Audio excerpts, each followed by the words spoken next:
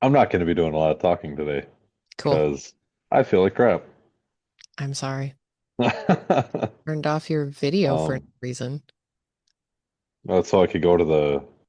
Oh, to actually read I sent this to you more than 2 minutes ago. What was it, 5 minutes ago?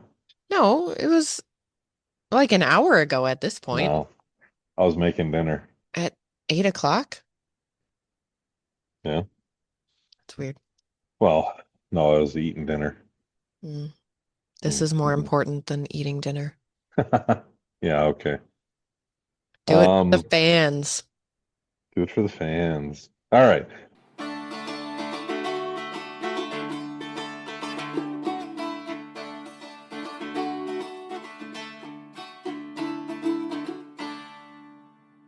Welcome to Words Are Hard, a writing and editing podcast. I'm your host, Ramsey, the extrovert in charge of keeping the conversation flowing. And I'm your other host, Rachel, editor, indie author, and teacher of various subjects. Today I am donning my English teacher hat once again Oh, to well, explain this topic.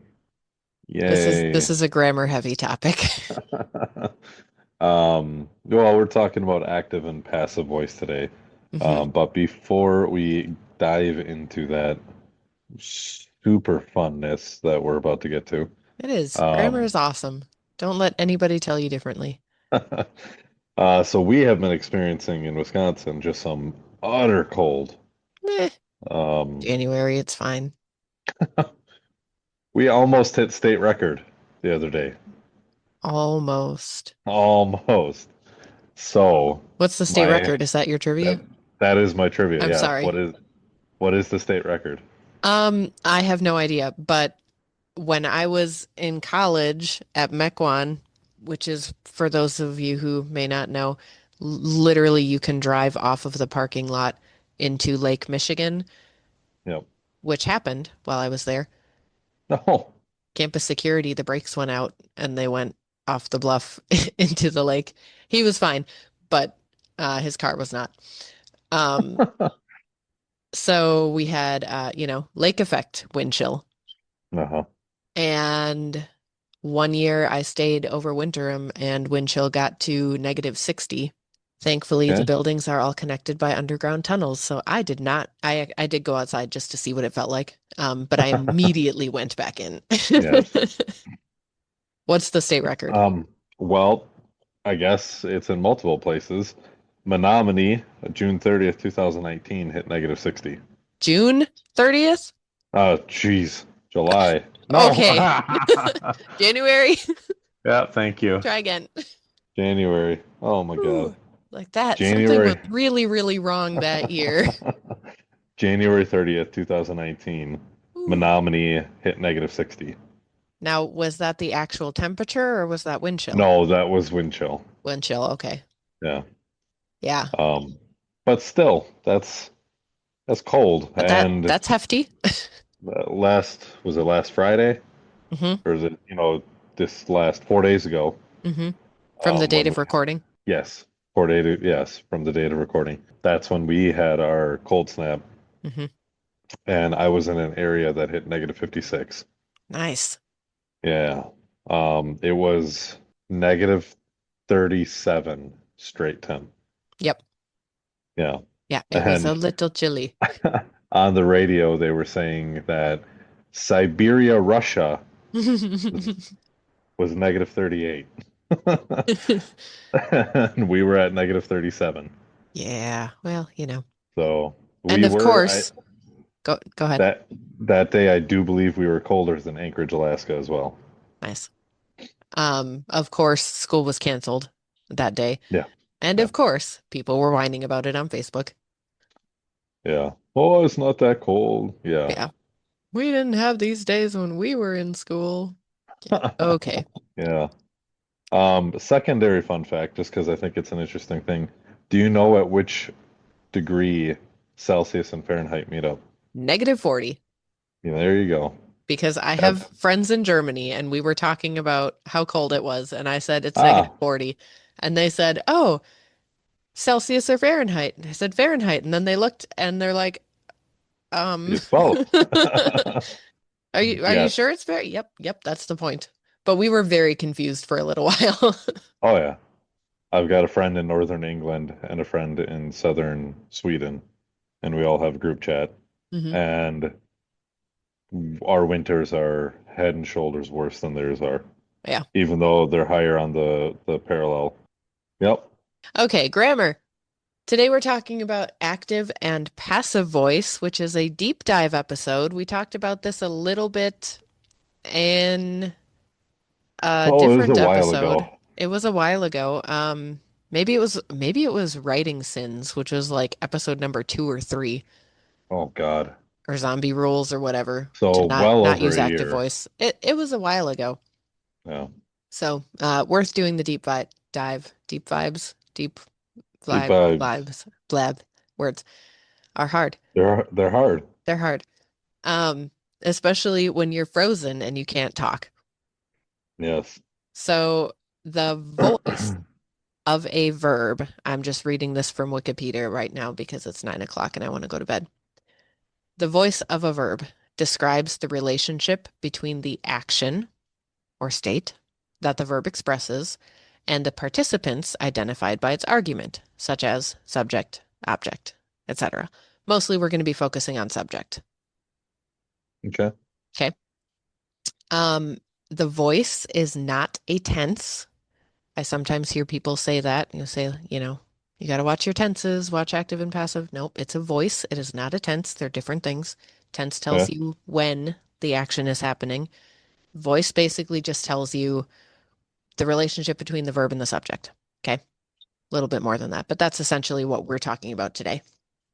So in active voice, the subject is doing the action. So you'll have the subject first in the sentence, and then you'll have the verb. Maybe you have an object that it is doing, that the subject is doing, but like that's it. It's very straightforward. So for Mm-hmm. example, Ramsey read the book. Ramsey is the subject doing the action of reading the object, the book. Mm-hmm. With me? Yep. Okay.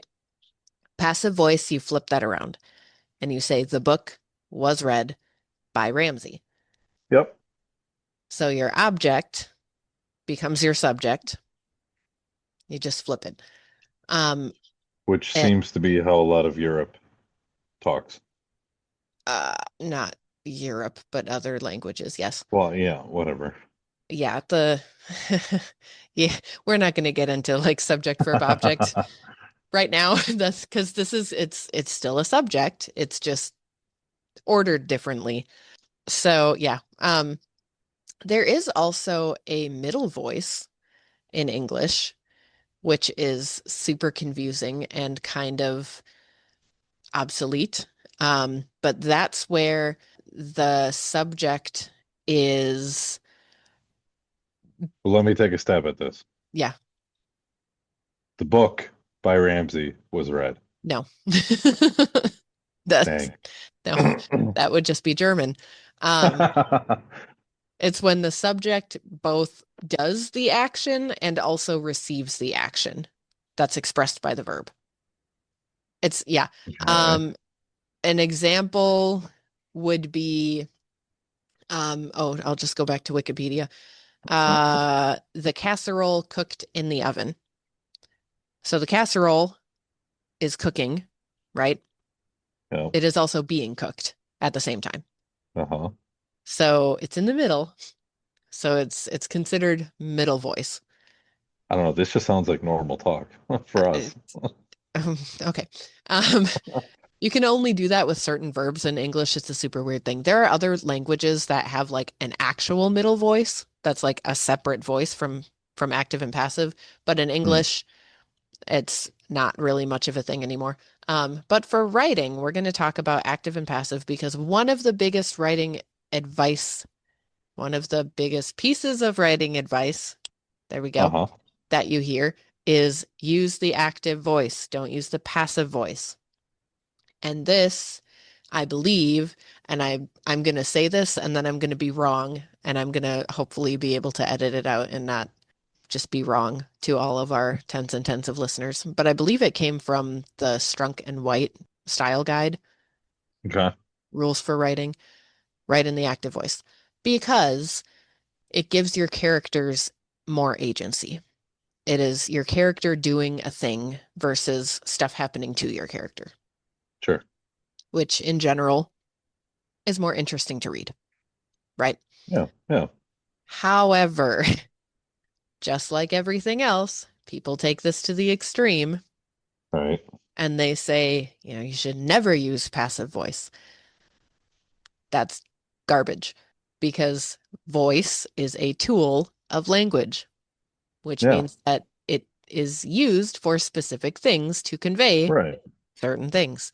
So passive voice works really, really well when you don't want to identify the person or thing doing the action. Okay. So something like the victim was murdered. Okay. Okay, we don't know who murdered the victim. We're not identifying the actor of the action. Mhm. So we're going to put it in passive voice to keep the actor either anonymous or to show that we don't know who it is. Okay. Mhm.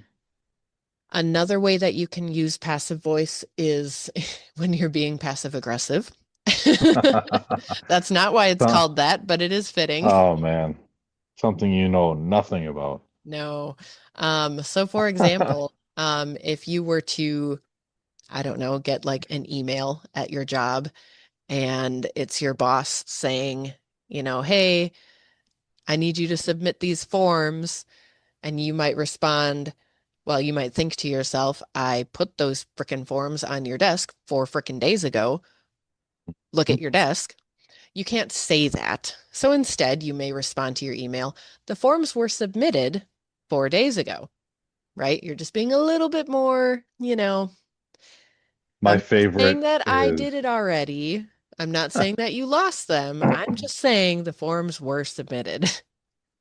my favorite passive aggressive email thing is as per my previous email. Yeah, that's a good one. Mm, yes, I like that one. I've used that one. Yeah. So in that, as per my previous email, Uh-huh. where is the passive voice? How is that? It's not. That's just a phrase. There's no Oh, there's no verb there. if you were to have read in my previous Mhm. email. There you go. That's just Okay. a weird tense, but Well, whatever. Okay. I'm as per trying my to. previous email, I sent that frickin' form to you 4 frickin' days ago. That would Yes. be active tense, active voice. Yeah. The other way that I see people using passive voice well, functionally, I don't know, a good way to Hmm. use it is it works really well if your mood is meant to be kind of like fairy tale-ish. Okay. So, in a land long, long ago, there lived a princess, or Hmm. the kingdom was governed by a beautiful princess, blah, blah, blah. Okay, you hear Hmm. that construction of sentences when it's a little bit more like a more distant narration with it like an Yeah. actual narrator versus a point of view character. Again, you probably don't want to do that throughout the whole story, but Right. to give kind of that nostalgic distant feel of, hey, this is somebody telling you a story. Passive voice can be really effective for that. Okay. That's what I got. This is a nice short episode Oh today. God, that's it. I Um, thought you don't said this was a deep dive. it is a deep dive, but there's really not much Yeah. that much to talk about. There's active, there's passive, there's middle, sometimes kind of depending on who you're talking to, but that really doesn't matter. So, Okay. write in the active voice mostly because it gives your characters agency. Write in the passive voice occasionally Hmm. to do certain things. Oh, I actually do have another reason why passive voice is helpful. If you want to highlight the thing being done, like the action, over the subject, you can use this strategically to really highlight that. So something like the sword was pulled from the stone versus Hmm. he pulled the sword from the stone. If you want to focus on either the Right. sword or the action of being pulled, or Hmm. like if you say, um, I don't know why my brain is going this way, but he was stabbed Uh, versus You know, he was killed The, versus he was stabbed. We're the focusing on knife the action. the knife was inserted into his gullet. Yeah. Highlighting the action of like, I don't want you to know that I don't just want you to know that he was killed. I want you to know he was stabbed. Like that Hmm. is an important, distinction. So I'm going to Right. phrase it that way because it makes it stand out just a little bit more. Hmm. That could be something that you would use. I've been finishing up my romantic suspense novel. Can Hmm. you tell? Yeah, yeah. Anyway, so there you go. There's four, Huh. I think, ways that you can use passive. Did I say four? I I don't said think you four, said right? any. Sure. I, ways to use passive voice effectively in your Oh, yeah. writing. Yeah, Yeah. you're supposed to like recap. That's your Dude, job. I'm sick. That You're is no lucky you're getting excuse. this. Podcast comes first before all. Uh, welcome to Words Are Hard, where we talk about the weather longer than our actual topic. Okay, but it is fairly exceptional weather. Yeah, it is. All right, what's your word of the day?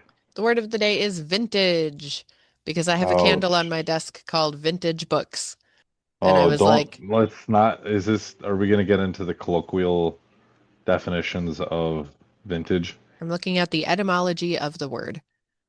Okay. Okay, so excuse me, French. of course. Okay. From early 15th century, meaning harvest of grapes, annual product of the grape harvest, yield of wine from a vineyard, No kidding. Vintage goes straight to wine. straight to wine. Wow. Vino. Yeah, that's where that Okay. comes from. From Anglo-French, from Old French, which of course stole from Latin, Yeah, naturally. meaning a gathering of grapes or a yield of grapes. Um, the sense in English expanded to age or year of a particular wine is from Yep. 1746. Okay. Then, via the general adjectival, I don't know how that word is pronounced. I've seen it Adject often.